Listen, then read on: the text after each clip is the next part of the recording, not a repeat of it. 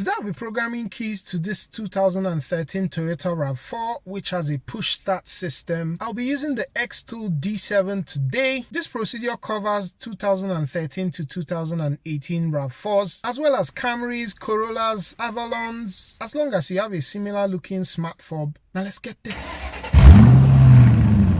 This is the smart key I'll be programming to this car. It's an aftermarket brand, but it's really good. A few things to note: this fob is specific to the Rav4. You can see that this hold button features a tailgate symbol instead of a trunk. Just be sure to select the right key for your car, because if you don't, the programming is going to fail. I'll leave some links in the description to the actual aftermarket key that I'm using. This car only came with one key, and as you can hear, it locks and unlocks the car, while the new aftermarket one doesn't work. To help you distinguish between the two keys, I'm going to add this sleeve to the old key, and then we go into special functions. I'll select key programming, agree to the disclaimer, scroll down and then select Toyota. Next is to select the type of key that the car uses. I'll just do auto identify. You can use any of the other tabs if you know what you're doing. It's the smart key. So this is a type 3 key, and since the replacement key I have is aftermarket, as well as the key the car came with, I'll select other key. Select yours accordingly if you have OEM. The first thing for me is to read the number of keys in the memory. We have 3 keys stored in the memory, despite the fact that this car was delivered with just one key. And as a member of Team Paranoid, I'll first go ahead to erase all these other keys that I don't have before adding a new key. Use a programmed smart key. The key will not be erased. To contact the start stop button. In case you're doing this, know that every other key except the one that you're going to touch on the start stop button is going to be deleted. I go ahead to touch the start button.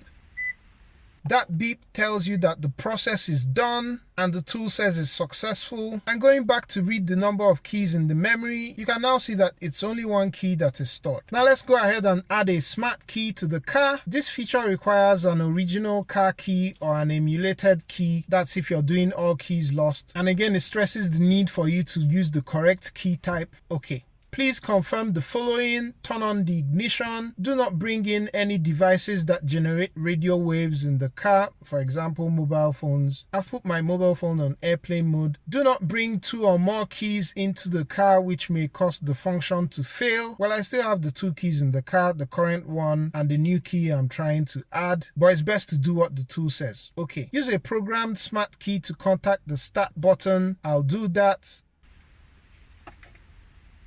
And we have the beep. Use a new smart key to contact the start button. Note that for this step, if you don't hear 2 beeps, it's unsuccessful. You need to remove the key from the button and then try again. And so here goes.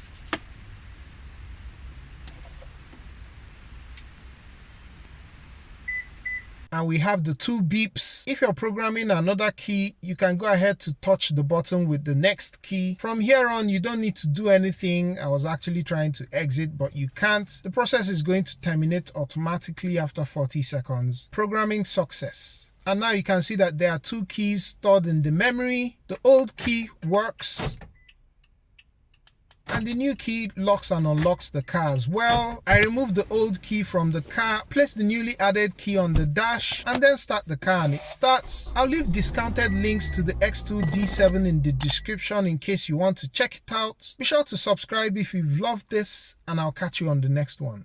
Peace.